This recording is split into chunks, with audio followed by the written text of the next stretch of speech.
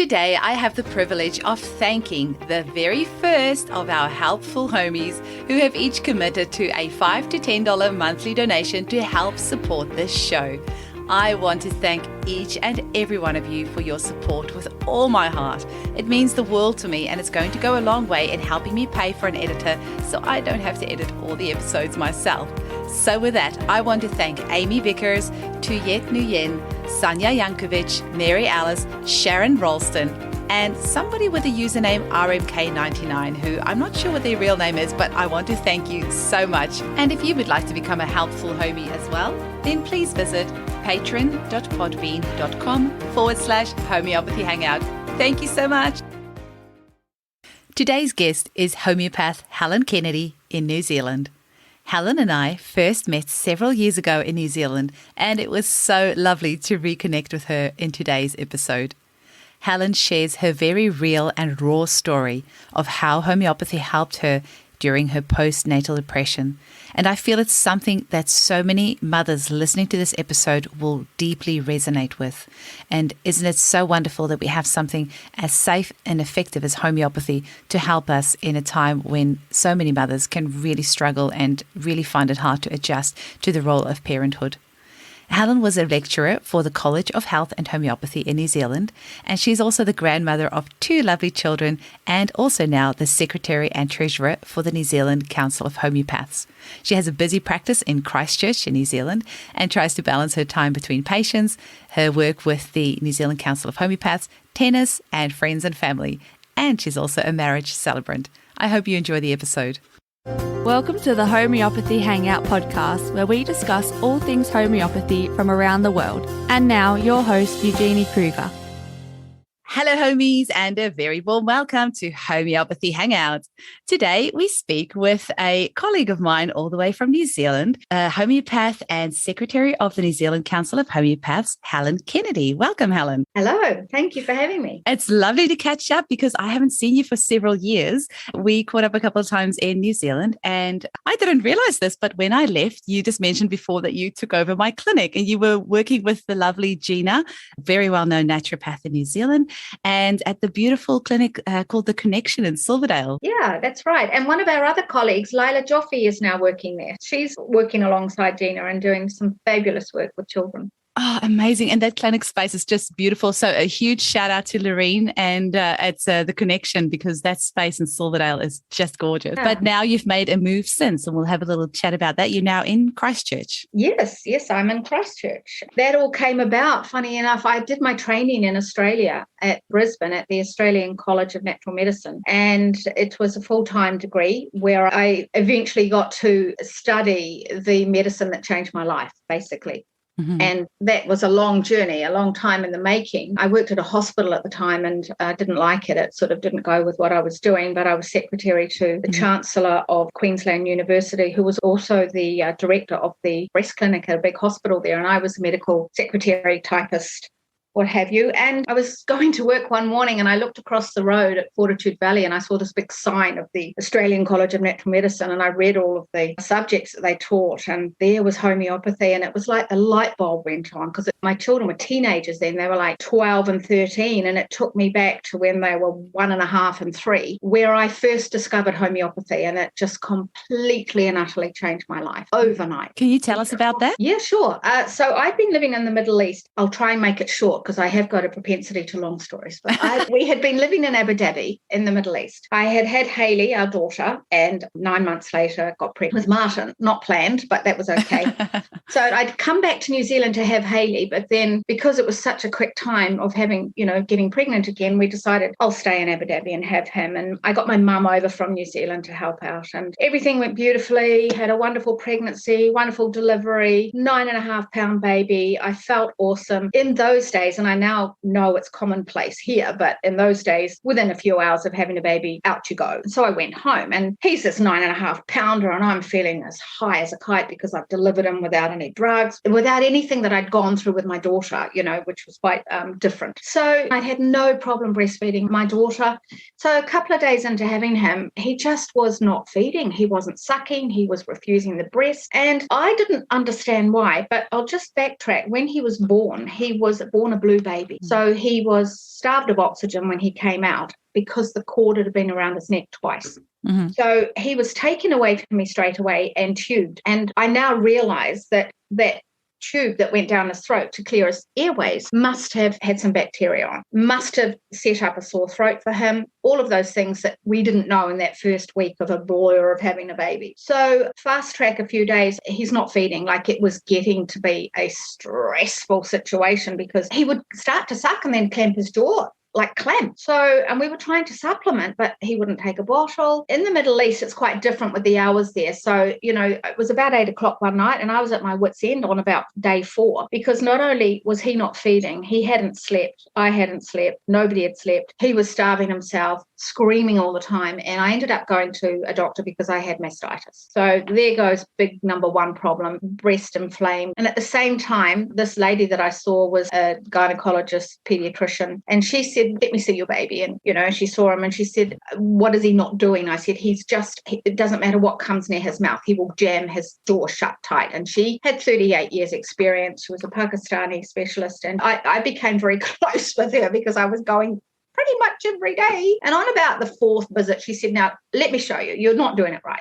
You're not giving the bottle right. So I said, okay, whatever. And by then, the sleep deprivation was so huge. My emotions were so raw. And I said, just anything to get that bottle into his mouth because I couldn't breastfeed on the breast and my milk literally out of stress, I think, had disappeared. So she took the baby and she said, here, let me show you how you feed a baby. And in my head, I'm like, yeah, go for it. Good luck. And as soon as Martin got the bottle with the milk formula into his lip, he just literally turned his head sideways, clamped his jaw tight. She tried it about 6 times and she said to me, I've never in 37 years seen such a stubborn child refusing food. But this is now going on a few weeks and we're only getting about 20 minutes sleep at a time because that child was never full. So then it was hospital test because he was wasting away, and in week 8, instead of he was 9.5 pound born. So in week 8, he should have been 12 pounds, but he was 8 pounds. And she got very concerned, as did I. And she said, right, you need to go to hospital. We need lots of tests. So we had all the tests under the sun. Maybe there's a blockage, maybe this, maybe that. Absolutely nothing. So on week 9, she said, I really don't know what else to do. He's a mystery. And my mother, God love her, had been with me at the hospital with all of these tests. And she'd said to me, I have to, because Haley was 18 months. And she said, Helen, I have to give him something because he was just crying. And it was Middle East, it was 42 degrees outside. So in and out of the car. So she had made up this little bottle of brown sugar and water. Teaspoon of brown sugar. And of course, by then, all of my mothering instincts had gone out the window. I just wanted my child to feed.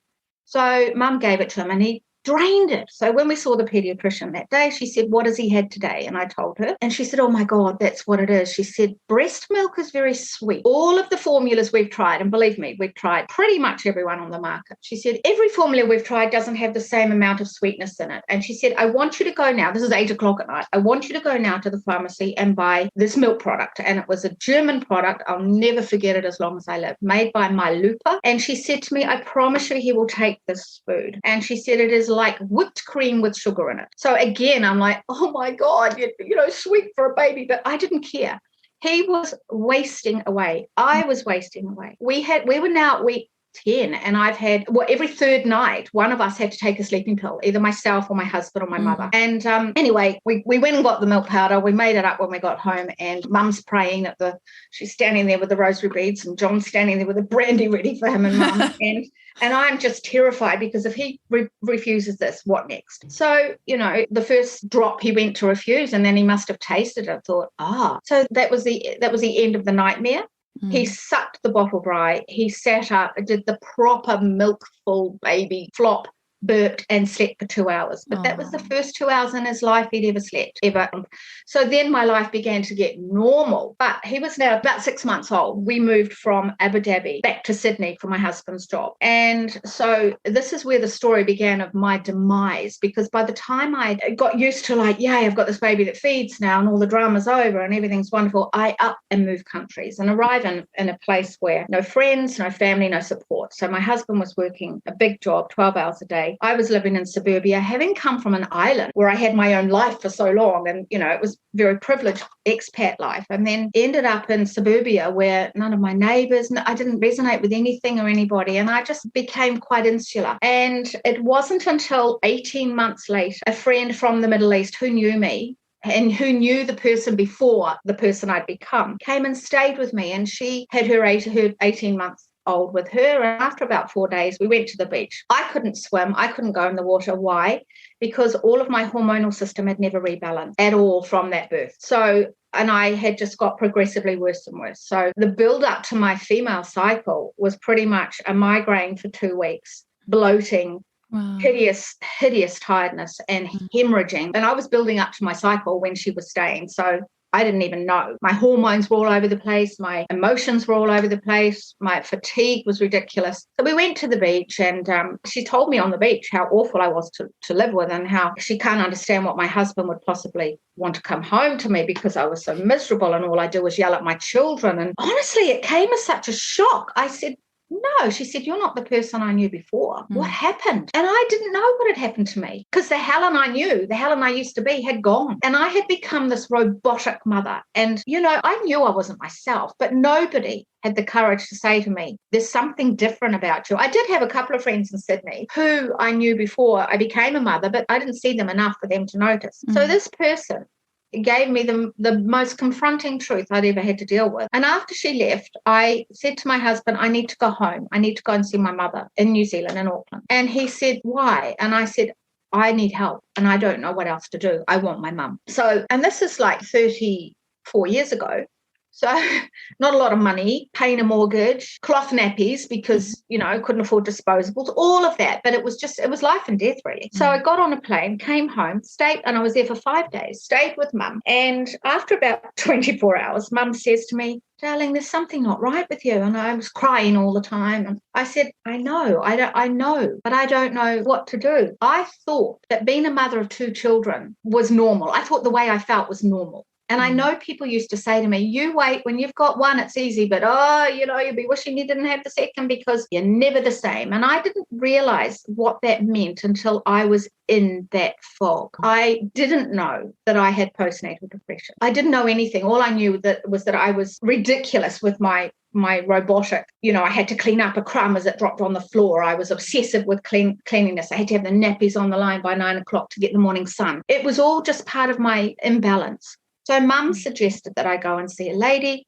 I went to see a lady, had a chat to her, and she said, you need to see a homeopath. I'd never heard of a homeopath. And I said, well, I don't know what that is. And she said, right. And she actually rang up and made the appointment for me. And I was going back to Sydney 2 days later. And I went to the homeopath. And as you know, it's all about the story and all about when it went wrong and what changed for you. So I sat down in front of this homeopath. She asked me why I was there. And I said, I just am not myself.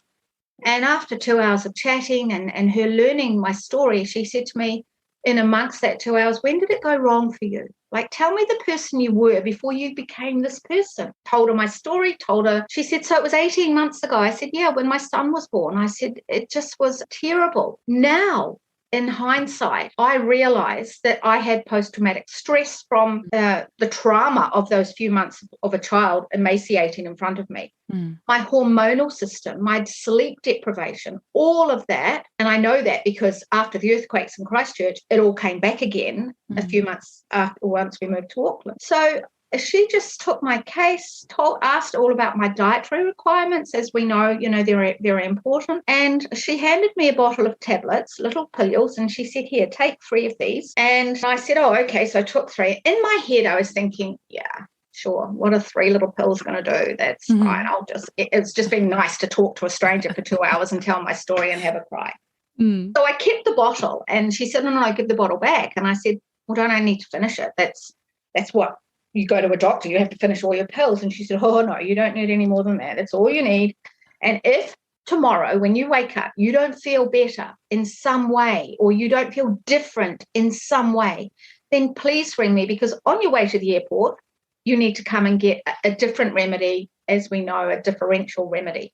So I walked out of there thinking, well, I don't expect anything. I don't have any expectations of anything, but it was just quite a relief to offload. And then the next morning I woke up and I was like, what's happened to that heavy shoulder? What's happened to my body? I slept deeply and beautifully, whereas I hadn't slept for years. I was like, what has changed with me? And Mum said to me about the middle of the morning, you seem happy today, dear. And I said, I know, I feel really good. Anyway, didn't need to go and see the homeopath, went back to Sydney. My husband picked me up, and on the way back to our house, he said, you look really different. And I said, I know, but I don't know why. He said, I know why. You're smiling. Aww. He said, I haven't seen you smile for 18 months. It's such a powerful story because as you're saying that, I'm just thinking of the amount of mums I've heard in the clinic tell a similar story to yours, and that sleep deprivation, and especially with you having the two kitties so close to each other, you can just see how one situation after the other just dominoes. And once you're in that situation of postnatal depression, you can't identify it. Once you're in that, you can't really see that. You can't. But the wonderful thing is, it's funny because that friend that told me that was never really a good friend, and I've never seen her since. So she was in my life for a reason, and that was the reason. And she was from Russia or Ukraine, so she was pretty blunt, Yeah. She would shoot from the hip. But I thank her every day of my life because she put my life on course. So the measurable tool, just to conclude that story, was 2 weeks later, I was due to get my woman's cycle again. And I thought, oh no, was that a temporary fix, or what am I going to expect? Do I get the migraine again? Do I get the bloating? Do I get the diarrhea? And do I get the hemorrhaging? And you know what? Nothing. I got no sign it was coming. I had a normal 4-day cycle, maybe 5. It came, it went, it left me. And I said to my husband, that is a game changer. That's it. I'm studying homeopathy. But of course, the children were little. We had no money. Yeah. There was no college at the time to study. It was all through correspondence, and I'm a very visual learner. So no, that wasn't going to work. Yeah. So the rest is history. I then began this journey to one day be a homeopath, and I knew that one day I would. I did as much as I could to use homeopathy as much as I could. My husband wasn't totally on board. Okay, he'd seen the change in me, but it wasn't until about 3 months later, Hayley, our daughter, got the Hong Kong flu that was going around Sydney, or going around the world, and she was very, very ill. So I'd since found a homeopath in Sydney, and I'd phoned her and said, look, she's got this terrible fever and she's burning up and she's red-cheeked and glassy-eyed. And she said, I'll come and get this remedy. And I got it. And she said, you can repeat this one more often than you would any other one. And Hayley went to sleep and woke up about 3 o'clock in the afternoon crying because there was a dog at her window, she said. And I said, no, there's no dog. And my husband said, that's it. We're taking her to the medical centre. She needs antibiotics. She had a cough, what have you. And anyway, I got her up and I said, no, we're not. We're going to a homeopath. Anyway, we had to wait for Martin, 18 months old, to wake up. Oh, he was about 2 by then. We had to wait for him to wake up from his afternoon sleep. And by then, all Hayley had wanted and had was a wee little bit of orange juice. And John said, right, Helen, that's it. I'll go as far as I can with you, but that's it. I'm overruling this. We're going to the doctor. And I rang the homeopath. I said, she's still not better. What do I do? And she said, give her another dose of that remedy, belladonna. Give her another dose. And I gave her another dose. And we got the kids strapped into the car seats, and we lived in Oyster Bay in Sydney. And it was a case of getting up to Pacific Highway, left to the homeopath, right to the medical centre. But on the way up the hill, Hayley had a projectile vomit from the back seat. Wonderful. Now I realised that her body had expelled the fever, and John had stopped the car to clean up all the vomit. And what we saw was this happy little face, red cheeks gone, glassy eyes gone, and this little girl going, hello, Mummy, Daddy. Martin, where are we going? Oh. It was like watching a miracle. And John looked at me and he just said, if I hadn't seen that for my own eyes, I would not believe it. And we turned the car around and went home, and she wanted to play outside. She wanted to eat. She hadn't eaten for 24 hours. And I said, well, if that's not a game changer, what is? Yeah. So that was it. I was on my journey, but it took many years for me to be driving past that place in Brisbane when they were teenagers for me to actually get to work. I got to the clinic and I thought, that's it. Before I do anything, I'm going to ring up and book and get the prospectus sent out. And my journey began, and I did a degree in health science and absolutely have never looked back. Amazing. You're making me teary, Helen. That's gorgeous. Oh, Oh, now you have witnessed some more amazing things with homeopathy with the Christchurch Earthquakes, and I haven't had a chance to have anyone in the podcast yet to talk about that. So I'm so glad that you're on today. But can you maybe tell our listeners about what happened and how the homeopaths were able to help? Okay, so the reason I got to Christchurch in the end, I'll just fill that story in because we were living in Brisbane in Nunda, and the only time I ever went to our GP, who was the local GP, was to confirm anything that was wrong with the kids. And at the time, this particular time, our son, who was like 15, there was a big meningococcal outbreak at the college he was at Nudgee College, and 2 boys had died. And of course, all the people were screaming, and the government was saying, right, everyone's got to be vaccinated. And they did this big vaccination push at the school. And I said, no, Martin's not having it. He's not going to have that. So Martin, my son, is very phosphorus. So he came home with a very stiff neck and a headache and said, oh, I feel really bad. And, oh, Mum, maybe I've got it. And I said, okay. And I rang up my doctor's surgery. And of course, there's a queue out the door for everyone rushing in to see him. And they knew me well, the doctor and the nurse, because I only ever went there for an emergency. So I said, listen, Martin's exhibiting signs and I'm worried. So they said, come down and we'll see him straight away. And my doctor, Jeff, said, he hasn't got meningitis. He's absolutely fine. And he looked at me and he had such a respect for homeopathy. And he said, this is your phosphorus boy, isn't it? I said, yeah. He said, well, he's just manifesting all the symptoms around the school. So take him home, give him your remedy and look after him. And then he said to me, by the way, Helen, as soon as you've graduated, I have a room for you at my clinic and I want you to look after all of my chronically ill patients that I cannot treat. So he said, I hope you'll bear that in mind. So I was like, I've got a year and a half to go. Fantastic. Yes, please. I'll take that room. So for the first time in my life, I was going to have my own career. But then my husband, a year later, was very stressed in his high-powered job and said, I need to get out of the job. He wanted to move to Christchurch, where we've never lived, and his parents lived here. And he'd actually resigned and they'd given him 6 months off, but he said, no, I'm not coming back. He just had a career change, a life change. So in that time that I was finishing my degree, I had 6 months to go, but 10 subjects to cram into it. I was struggling deeply with, I wanted to have my own career and I wanted to work with Jeff, but it also would have meant my marriage ending because John, he said, look, I don't want to hold you back, but this is where I need to be. This is where my soul needs to be. And I said, oh, okay, well, this is interesting. So anyway, long story short, we moved to Christchurch after I graduated in 2005. And then in January, John had already been commuting backwards and forwards. And in 2006, we moved to Christchurch. And I set up myself at a health clinic, the Health and Awareness Centre, which is still going. And I joined a peer group meeting with other homeopaths. And after about 6 months or about a year, I said to one of my colleagues in the peer group meeting, I think I'm going to get out of this clinic and set up on my own. And she said, well, I'm about to buy a building and I'm going to set up a centre where there's just homeopaths. So she found a house, she bought a house, and we set up, myself and 3 German homeopaths set up a centre called the Homeopathy Centre. Our vision was to have it manned 6 days a week and operate it like an acute clinic, but also, to build up our own client base. So one of us was always there to man it in case there was somebody walking in that needed help. And it was on the 22nd of February when there was myself and one of the other homeopaths. We had a naturopath there, a massage therapist, and a counsellor when the earthquake hit, and pretty severe, as we all know. So we were all out on the street and watching something like Armageddon, people walking past covered in dust and blood, and buildings opposite the road off where we were, bricks dropping off, people trapped up there. It was a horror that I'd never want to witness again. But after things had settled, after a few weeks, and we were allowed back in the building, we decided to set up an acute emergency free clinic. And so I made this big billboard, we stuck it out on the street, said, come in, trauma treatment, acute remedies. And it was well received until the skeptics, got involved and the media got involved, and, we were giving out snake oil apparently. But I know that we helped a lot of people because they were able to come and they were still in shock, they were still in trauma. So we gave really the right trauma remedies to help them just assimilate what had gone on and bring their soul back into their body, really. So yes, and that went on for a few months. We offered it was all free, and I know that we helped the community.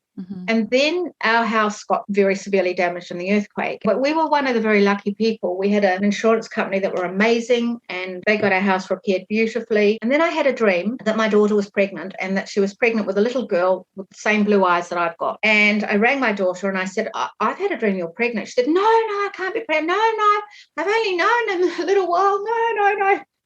Well, she was. And she had a little girl with blue eyes who was like looking at a mirror image of me. So I said to my husband, I don't want to be a distant grandmother. We had this beautiful house that had been beautifully repaired. Everything was sort of in our favour, but I said, all my relatives are from England and I never knew any grandparents. So I said, I don't want that. I don't want to be that grandmother. So we sold our house and moved to Auckland, and that's in 2013. And it wasn't long after that I think I saw you. I was just thinking she must be about 7 now, because I remember. She's 8.5 now. Oh, really? Wow. Yeah, she does look a lot like you.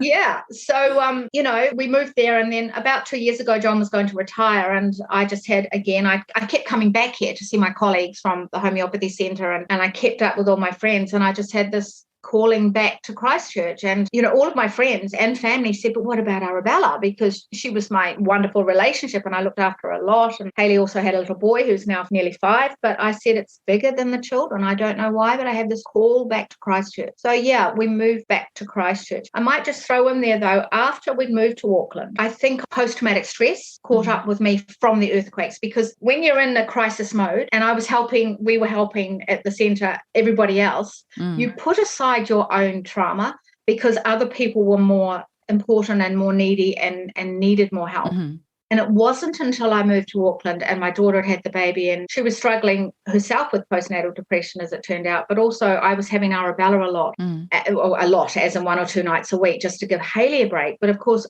I wouldn't go to sleep. If she woke up in the night, needed a feed, I couldn't just go straight back to sleep. And then sleep deprivation set in for me. And it was about 2 years later that I think it hit me hard. And I now put it down to post-traumatic stress from not acknowledging it at the time of the earthquake and other things and other stresses that came along. So I hit the wall again, and that's when I saw the power of homeopathy. I had a flu, I think it was 2015, and I got really sick with a cold and a flu that never went away. And after, it just got worse and deeper into my chest. But I also had a lot of other emotional stuff happening in my life and worry. So that was happening. And I went to a doctor in the end because I just couldn't clear my chest. And I said to her, I'm begging you, give me antibiotics. She was a holistic doctor, and she said, why do you think you need antibiotics? And I said, because I can't move this phlegm. I can't get this heavy chest. I can't get rid of it. And I want to be well. I want to look after my granddaughter again, but I've been too unwell to do that. And so she listened to my chest and she said, what have you been taking? And I'd been taking a Brieger's no-so, which is 5 different bacterium remedies. And she said, you realise that anything on the chest is to do with grief. And she said, so is there any grief? Is anything going on in your life? And bingo, yes, there was. It was a couple of factors. And I said, oh,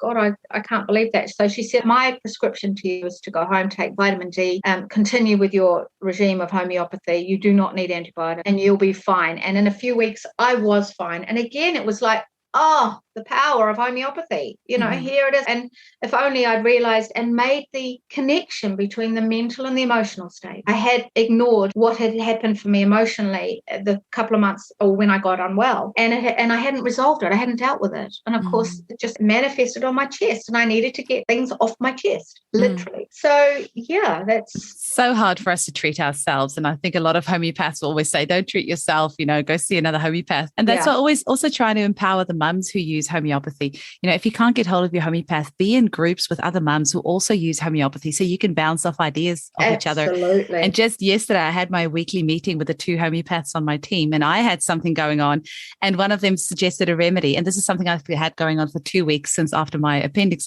was removed. And she said this remedy, and I was like, oh my gosh, I had 2 doses and it was completely resolved after me struggling with it for 2 weeks. I know.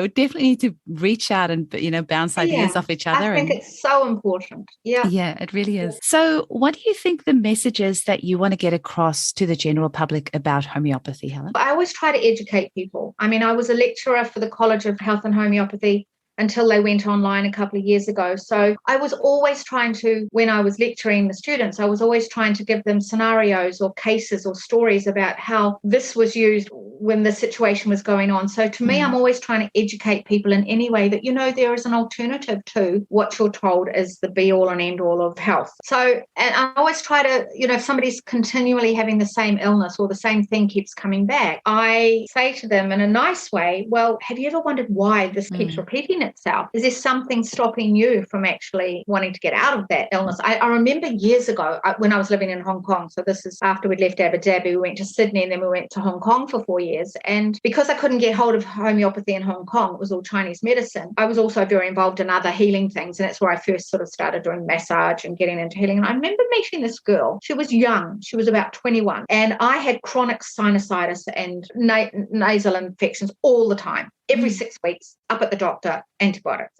And she said to me, so I wonder why you keep getting it. And I said, oh, it's the pollution here. It's, any excuse. It was the pollution. It was, we lived in a great house. You had a nice lifestyle, but no, it was the pollution of Hong Kong. She said, yeah, but I just wonder why you keep manifesting the same problem. And it made me think, how does somebody so young, how can she be so wise? And realized that she's telling me to look somewhere else. Mm-hmm. And that's when I remembered, yeah, of course, what was going on and da-da-da-da. So one of the things I'd like to impart to the public is just always know that there's something else out there that you could be looking at, and that we don't all have to live with a dis-ease in our system. Mm-hmm.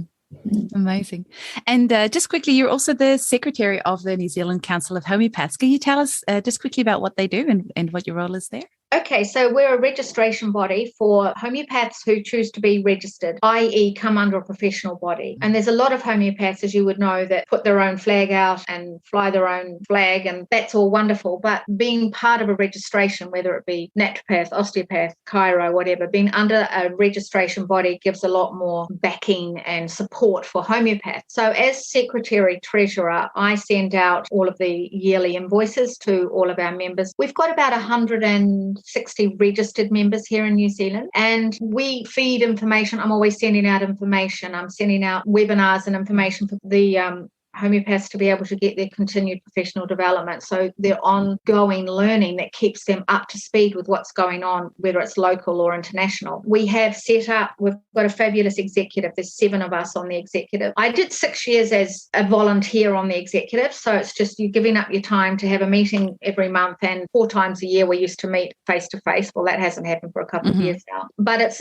we deal with all of the problems within the members. If somebody's had a complaint laid against them, if they are a registered homeopath, we as the organisation can deal with that complaint and get mediation and get it resolved, as opposed to somebody who's not registered. They've got no support, no help. They can't reach out for help because they're on their own. So at that meeting, you can do 2 years as a executive, but it's nice that you can do the 3 terms. So that came to 6 years. I was about to step down from my 6-year time when our secretary, who had been the secretary for 9 years, who was not a homeopath, resigned because she was going to set up her own home staging business. And she was making that effective immediately. And there were 3 out of the 6 homeopaths on the executive were all going overseas on big trips in the same week. So it would have left a very skeleton core group of people on the executive. And if there was any major events like what we're going through now, what have you, we needed somebody who had some experience or somebody at the helm who knew the history of it. So they virtually said, well, Helen, can you just take the job on and just temporarily until we can get someone else? And that was in 2017.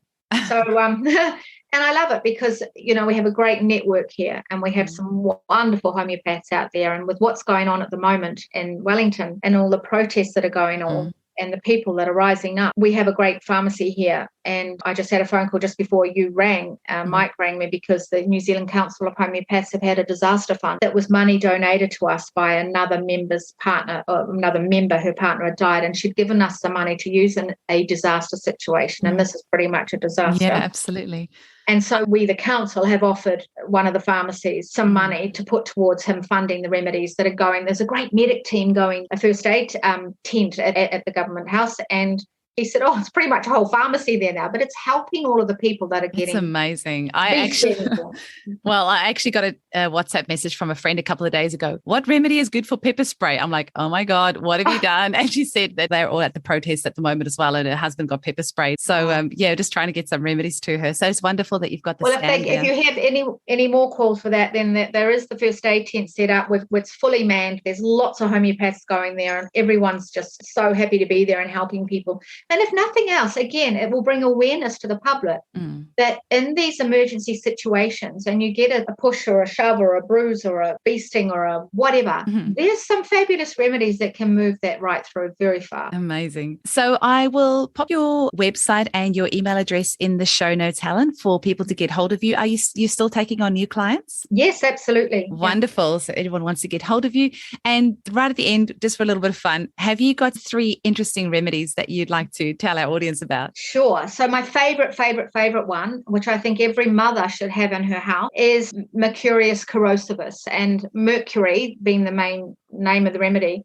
But the corrosivus one, the keynote of that is that if there's any blood in the system, whether it be from the stool or the bladder or any blood where there's mucous membranes, this is the one that will clean it up. And that came from an experience with Arabella, my granddaughter, had been hospitalized with terrible diarrhea. And my daughter kept saying to the hospital, I think she's got a UTI. I was away at the time, so I couldn't help. And they said, no, you can't have a child can't have a urinary tract infection plus have diarrhea. But look, by the time I got back up to Auckland from Christchurch, I'd been down visiting my father-in-law, and she was hospitalized on a drip, hadn't eaten for a week. And it was pretty grim. And they still hadn't done a urine sample. But I said to Hayley, there's something fundamentally wrong. What is going on? And when did it start? And she said to me, it was last week. And she had a runny tummy. And I saw a bit of blood in her poo and her diarrhea. And I thought, keynote, Mercurius corrosivus. She'd come home from hospital. She still was so unwell. And I was lying on the bed praying like anything to try and, what remedy. And I had Mercurius in my hand and Mercurius corrosivus. And